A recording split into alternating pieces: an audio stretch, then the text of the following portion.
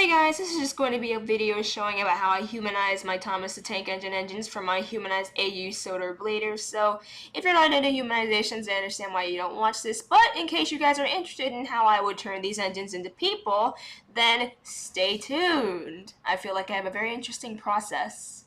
Hello everyone, welcome to my process on how I humanize the engines. As you can see, the engine we're going to be humanizing today is Rusty! And my process at first was, well, going on and looking up pictures of him, looking at when his basis was built, and looking at pictures of the Talikon Railway and what clothes that they wore in order to get the general idea of what Rusty would look like. I also looked up common hairstyles of the era, and I looked up common clothing of the era, like casual clothes, work clothes of the era, and of course, in order to get that Rusty look, I replicated his face. It might not look entirely like him at first because he doesn't really have that much of a defined nose bridge as I drew at the beginning, but I'm going to work with that later. So as you can see, I'm currently drawing his face and his body shape and making him be pretty muscular, and as you can see, I gave him a square face because he's a diesel.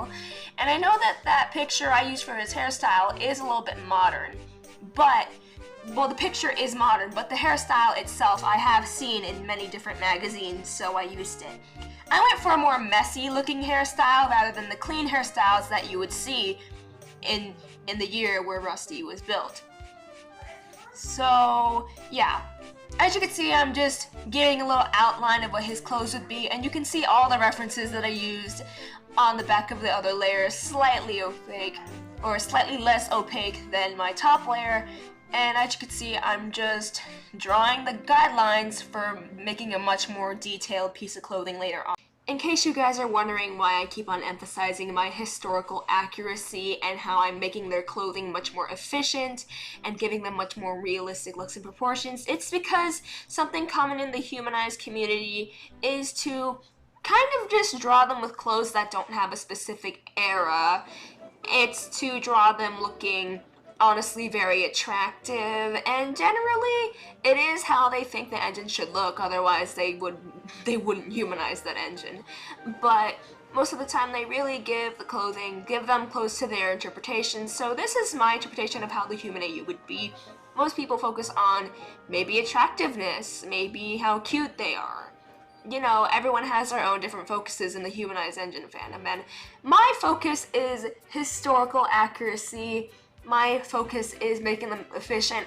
I don't really care about making them hot or not, but that's not to say that's a bad thing. I actually do like to wonder how people make these talking engines hot. But yeah, that's never been my thing to do that with a kid show, so this is my attempt at it. I do have other humanized designs. I haven't scanned them all because Jesus fucking Christ, I have a lot of them, but I might make a whole video showing off my humanized engines if you guys would like, so yeah, fun.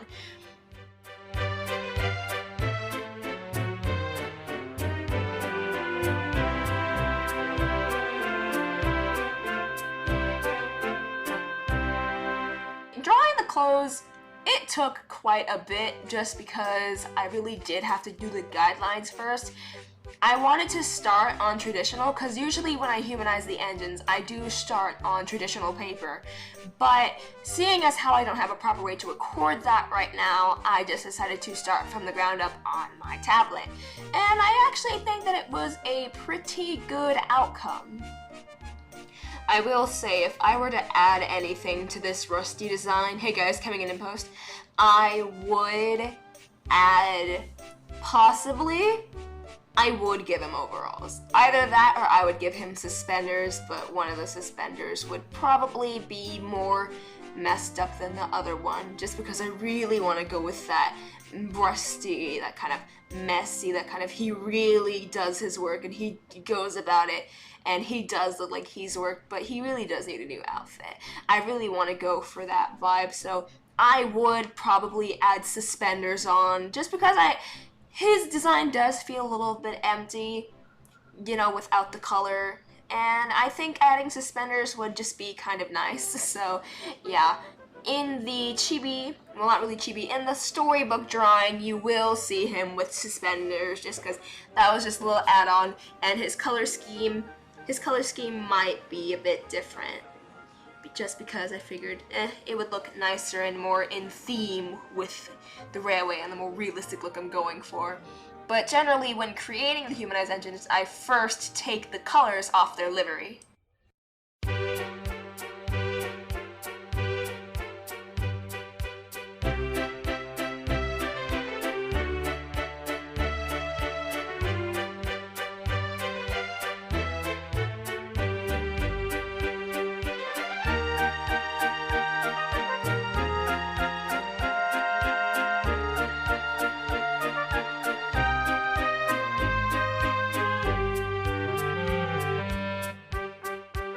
I found his clothes looking through a bunch of old catalogs. And while the Tallyclin railway worker was from the 1960s, while the clothes he's wearing are from the 40s, because that's approximately when he was built, or when his bases started to be manufactured, I just decided to incorporate it anyway and go for a more freelance design for Rusty. Most of my older designs are pretty much just almost exact replicas of clothing you see from that era, but ever since I started humanizing other characters now, I began to give them more unique designs. Oh hey, now we're on to the coloring. So for the coloring, I basically just took the colors straight from Rusty. I color picked that picture that you see in the bottom left corner, and I was just kind of experimenting with the color palette a little bit.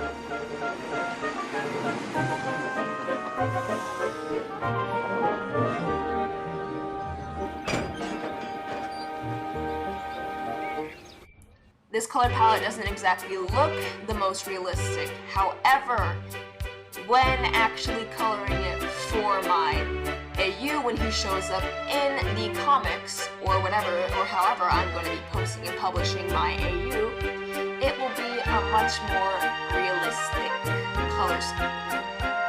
Although I do like the whole literal rustic vibe I went for him.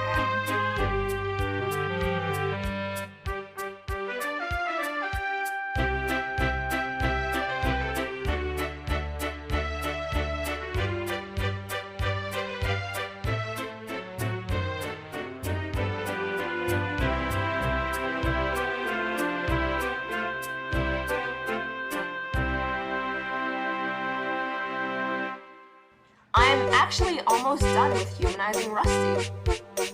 I'm pretty happy with what I did with him. I think that for doing this within like an hour and 45 minutes only, it actually did turn out pretty damn good. But yeah. And this probably isn't going to be to scale. And of course his work clothes are going to be different. This is probably just his casuals.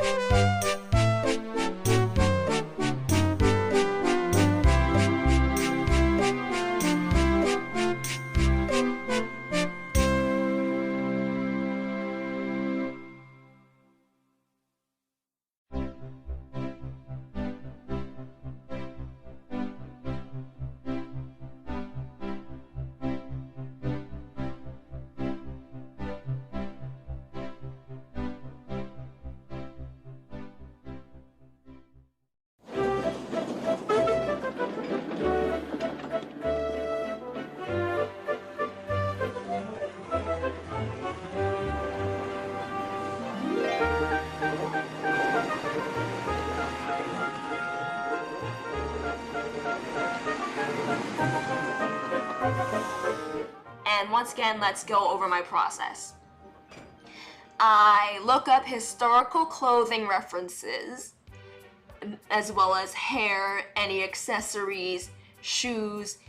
I also tend to look up facial references if I do ever want to draw them in a more realistic style. Since I was going quickly on Rusty, I didn't really focus much on that. And if you're wondering why I didn't show the references on video, I actually did try, but the recording didn't come out that well, and I had to scrap it, so you guys just got all my results. But I do have pictures of all my references still, and there's Rusty. Other engines that I have ready to show that I humanized that I don't have a video on because I didn't record one, but a humanization that I'm really proud of is Hiro. His backstory in my AU was a little bit more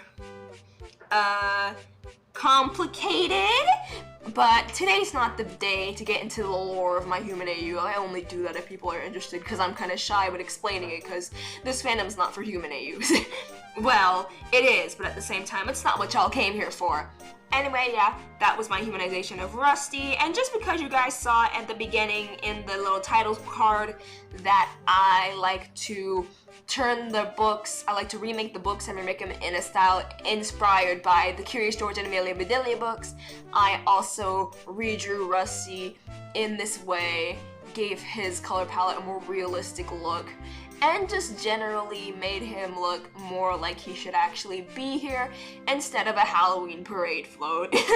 If you guys want to see me humanizing even more engines, let me know, because I asked Twitter and they said we want to see more speed paints, and I mostly like to speed paint my humanized engines, so let me know.